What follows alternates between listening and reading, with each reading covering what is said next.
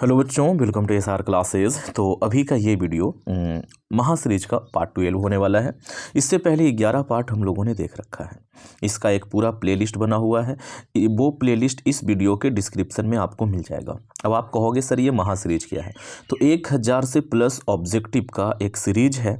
अगर आपने इस सीरीज़ को लगा लिया ना, तो एग्ज़ाम में आपको इस सीरीज से बाहर 1 या 2 सवाल ही दिखेंगे, अदरवाइज सारे सवाल यहीं से होने वाले हैं। ठीक है बच्चों, तो आइए वीडियो को स्टार्ट करते हैं और देखते हैं कि आज कौन कौन से सवाल लिए गए हैं। पहला सवाल है बच्चों आप लोगों के सामने कि किस लेंस की सहायता से किसी एक बिंदु पर सूर्य के प्रकाश का सकेंद्रन उष्मा उत्पन्न किया जा सकता है। ये जो है ना यहाँ पर किया जा सकता है लिखा हुआ है। ठीक है बच्चों, अवतल लेंस की सहायता से हम लोग, मतलब क्या है पहले बात को समझो। सूर्य का जो ये आ रहा है, जो उष्मा आ रहा है ना, उसको हम क्या करें, किसी एक बिंदु पर एकत्रित करना चाहते हैं और उसको गर्म करना चाहते हैं उस पॉइंट को। तो कौन से ये से, तो जो अभिसारी लेंस होगा वही तो सूर्य के किरणों को एक बिंदु पर अभिसरित करेगा। तो अभिसारी लेंस कौन सा है बच्चे? उत्तल लेंस है। ओके, अगला सवाल है आपके सामने, अवतल लेंस की क्षमता कैसी होती है? धनात्मक, ऋणात्मक, शून्य या इनमें से कोई नहीं। अब क्षमता इज इक्वल टू क्या होता है बच्चों? P is equal to 1/f होता है। तो जिसका f माइनस में होगा वो ऋणात्मक होगा, जिसका f प्लस में होगा उसका पावर धनात्मक होगा। तो देखो अवतल लेंस का जो f होता है ना वो ऋणात्मक होता है, तो ये क्या हो जाएगा, इसका पावर भी ऋणात्मक होगा। अगला सवाल है बच्चों कि उत्तल लेंस की क्षमता कैसी होगी? तो उत्तल लेंस का जो फोकस है वो कैसा होता है? धनात्मक होता है। तो इसका जो पावर है वो भी क्या होगा बच्चों? धनात्मक होगा। लेंस की क्षमता का एसआई मात्रक क्या होता है? न्यूटन होता है, डायोप्टर होता है, जूल होता है या इनमें से कोई नहीं। तो लेंस की क्षमता का जो एसआई मात्रक है ना बच्चों वो क्या है? डायोप्टर है। वैसे ये डायोप्टर उसका एसआई मात्रक नहीं होता है बल्कि प्रचलित मात्रक है। एसआई मात्रक जो होता है वो होता है मीटर का पावर -1।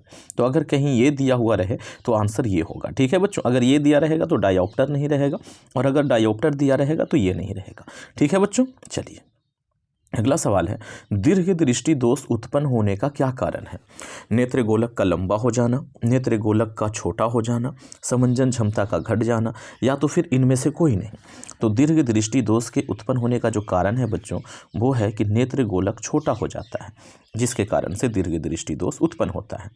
अगला सवाल है बच्चों आप लोगों के सामने कि नेत्रदान कौन नहीं कर सकता है? मधुमेह से पीड़ित व्यक्ति नहीं कर सकता है, उच्च रक्तचाप से पीड़ित व्यक्ति नहीं कर सकता है, दमा से पीड़ित व्यक्ति नहीं कर सकता है। तो इन सब से, ये जो रोग है ना, इनसे पीड़ित व्यक्ति कर सकता है नेत्रदान। ठीक, जिसको मधुमेह हो गया है या तो जो चश्मा लगाते हैं, उच्च रक्तचाप वाला भी कर सकता है, दमा से पीड़ित भी कर सकता है। कौन नहीं कर सकता? तो ये नहीं कर सकता। और अगर ये नहीं करता है तो यही हमारा आंसर हो जाएगा। ठीक है बच्चों, क्योंकि हम वही तो ढूंढ रहे थे कि कौन नहीं कर सकता है। ठीक, ओके।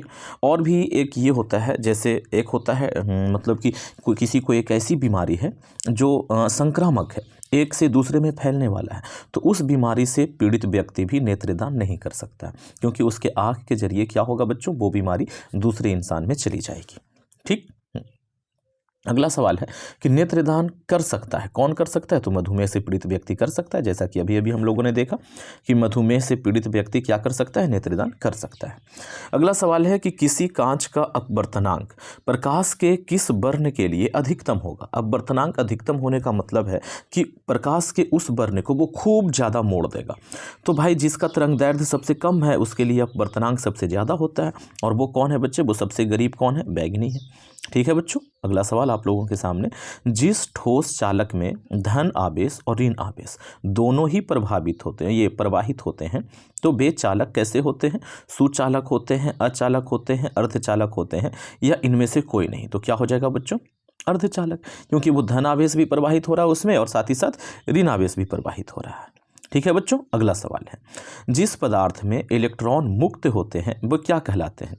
तो मुक्त इलेक्ट्रॉन वाले क्या होते हैं बच्चों? धातु होते हैं, और धातु जो होते हैं वो क्या है? सुचालक हैं। तो क्या हो जाएगा? सुचालक कहलाते हैं। अगला सवाल है बच्चों कि विद्युत धारा की दिशा कैसी मानी जाती है? पॉजिटिव टर्मिनल से नेगेटिव टर्मिनल की ओर, नेगेटिव से पॉजिटिव की ओर, या किसी भी दिशा में, या तो इनमें से कोई नहीं। तो विद्युत धारा की दिशा जो है ना वो मानी गई है कि धनात्मक टर्मिनल से ऋणात्मक टर्मिनल की ओर, और इसे हम लोग पारंपरिक धारा बोलते हैं। ठीक है। अगला सवाल है बच्चों आप लोगों के सामने कि इकाई समय में विद्युत आवेश के प्रवाह को क्या कहा जाता है? विद्युत विभव कहते हैं, विद्युत धारा कहते हैं, विद्युत का प्रतिरोध कहते हैं, या इनमें से कोई नहीं। तो क्या हो जाएगा बच्चों, विद्युत धारा हो जाएगा। इकाई समय में यानी कि ये जो Q है वो प्रति सेकेंड कितना प्रवाहित हो रहा है, यानी Q/T जो है यही क्या कहलाता है, विद्युत धारा कहलाता है। तो I = Q/T होता है। चलिए, विद्युत चुंबकीय की खोज किसने की बच्चों, विद्युत चुंबकत्व कह सकते हो, इसकी खोज किसने की, मैक्सवेल ने, फैराडे ने, न्यूटन ने या फ्लेमिंग ने। तो किसने किया बच्चों, तो माइकल फैराडे ने किया। अगला सवाल है बच्चे कि विद्युत धारावाही परिनालिका के अंदर जो चुंबकीय क्षेत्र रेखाएं होती हैं वो परस्पर एक दूसरे को काटती हैं, परस्पर लंबवत होती हैं, परिनालिका के अक्ष के समांतर होती हैं, या इनमें से कोई नहीं। तो वो परिनालिका के अक्ष के समांतर होती हैं बच्चों, ठीक है ना। अगले सवाल की तरफ बढ़ते हैं कि फ्लेमिंग के वाम हस्त नियम में तर्जनी जो है वो किसकी दिशा को संकेत करती है, बल की दिशा को, चुंबकीय क्षेत्र की दिशा को, विद्युत धारा की दिशा को, या इनमें से कोई नहीं। तो फ्लेमिंग का जो नियम है ना वो वाम हस्त नियम भी है और दाएं हस्त नियम भी है। तो नियम चाहे जो भी हो, तर्जनी जो है वो हमेशा चुंबकीय क्षेत्र की दिशा बताता है। याद रहेगा, तर्जनी हमेशा चुंबकीय क्षेत्र की दिशा बताता है, नियम चाहे वाम हस्त हो या दाएं हस्त हो। फ्लेमिंग के वाम हस्त नियम में अंगुष्ठ किसकी दिशा की ओर संकेत करती है, अंगूठा जो है वो किधर संकेत करती है बच्चों, तो बल की दिशा बताती है, ठीक है। अगला सवाल है बच्चों कि इनमें से कोई, अच्छा वो ये तो वो हो गया। अच्छा, अगला सवाल है कि भूतापीय ऊर्जा पर आधारित विद्युत शक्ति संयंत्र किस देश में कार्य कर रहे हैं, भारत में, चीन में, न्यूजीलैंड में, या इनमें से कोई नहीं। तो कहा जाता है कि न्यूजीलैंड में भूतापीय ऊर्जा पर आधारित विद्युत शक्ति संयंत्र कार्य कर रहे हैं। अगला सवाल है बाबू कि काकरा पार नाभिकीय विद्युत संयंत्र किस राज्य में स्थित है, काकरा पार नाभिकीय विद्युत संयंत्र किस राज्य में स्थित है बच्चों। ऑप्शन है आपके सामने, राजस्थान, तमिलनाडु, महाराष्ट्र या गुजरात। तो ये गुजरात में है, सूरत से तकरीबन 220 किलोमीटर की दूरी पर एक नदी के किनारे बना हुआ है, ठीक है बच्चों। अगला सवाल है कि कैगा नाभिकीय विद्युत संयंत्र किस राज्य में अवस्थित है, ये भी इंपॉर्टेंट है। कैगा तो ये कर्नाटक में है बच्चों, क्या से कैगा, कैसे कर्नाटक, ओके।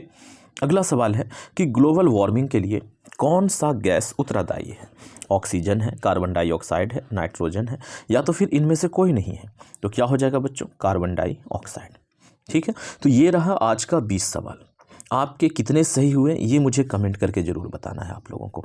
अगर आपके 18/20 हो रहा है आप ओके हो, ठीक। लेकिन मैं कहूँगा कि जब तक 20/20 ना हो जाए तब तक इस वीडियो को आप देखते रहें, 2 बार देखें, 3 बार देखें, हाँ जी। कम से कम आपका 19/20 तो होना ही चाहिए, कम से कम इतना होना चाहिए, ठीक। मेरे लिए जो है एक्सेप्टेबल जो है वो कितना है, 20/20 इतना होना चाहिए। 18/20 हो रहा है तो ओके है बच्चों, और अगर 17/20 है तो फिर तो बड़ी दिक्कत है। तो आप मुझे बताएं कि पहली बार में आपके कितने मार्क्स आए और दूसरी बार में आपके कितने मार्क्स आए, ठीक है ना जी। तो कैसा लगा ये वीडियो कमेंट करके ये भी बताना है। इसी तरीके का और वीडियो चाहते हैं तो वीडियो को ज़्यादा से ज़्यादा शेयर करना है बच्चों, अपने दोस्तों में शेयर करना है, बिहार के हर बच्चे के घर में पहुँचा देना है, चाहे वो बच्चा यूपी का हो या बिहार का हो, ठीक है ना जी।